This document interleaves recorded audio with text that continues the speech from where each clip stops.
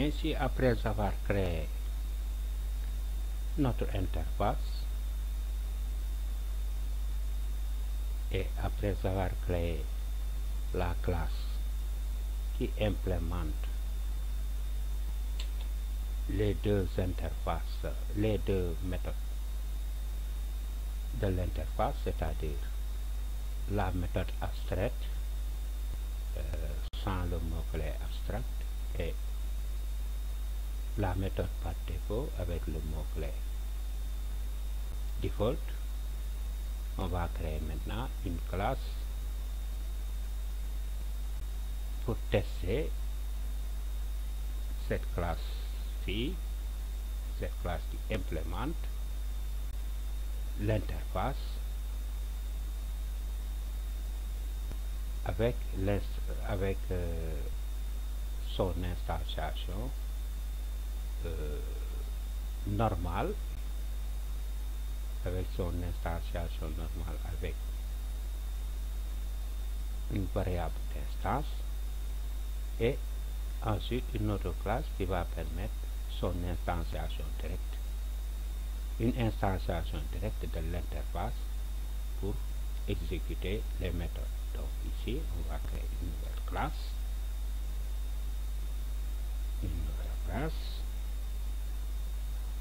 la classe, voilà, CTRL N, voilà, Java classe. On va changer le nom de la classe ici en mettant un 9 pour la classe ici, et on met notre méthode main et on valide.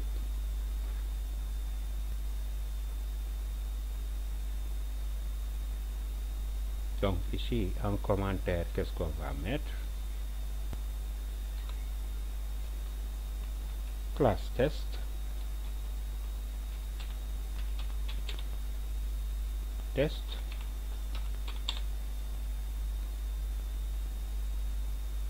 classe test de la classe qui implémente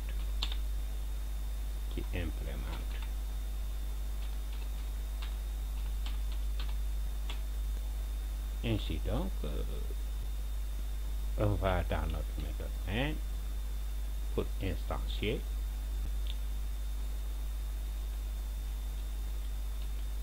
instantiation au Java, le nom de la classe qu'on instancie 78, le nom d'instance instance, voilà, est égal à new,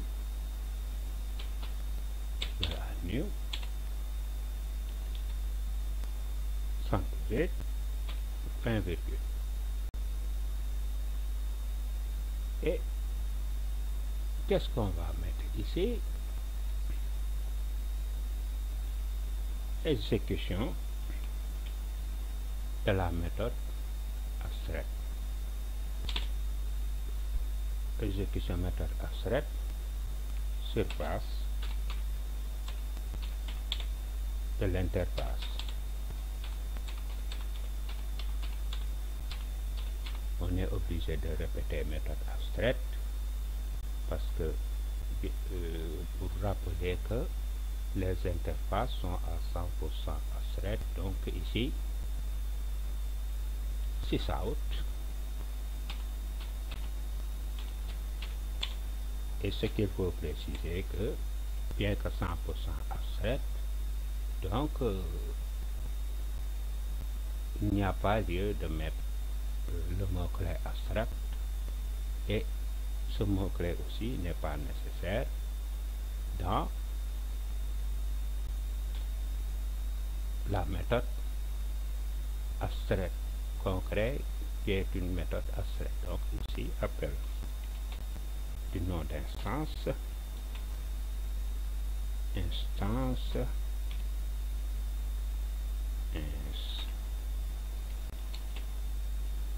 nom d'instance, voilà, point surface, fait appel à la méthode surface, la méthode surface et CTRL S,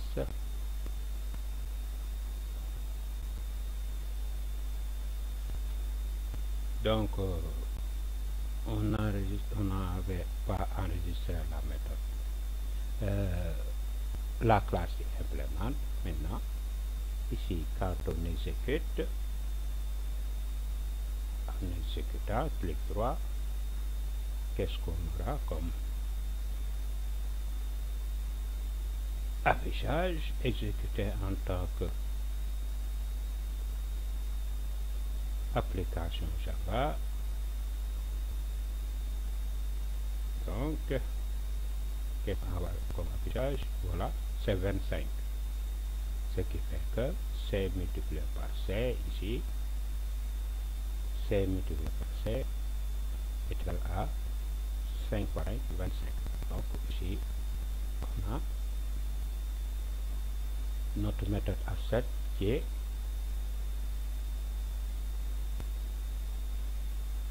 appelée et exécutée. Donc ici, qu'est-ce qu'on va mettre aussi? On va instantier, on va faire appel à la méthode par défaut, exécution méthode par défaut de l'interface. Donc qu'est-ce qu'on met ici?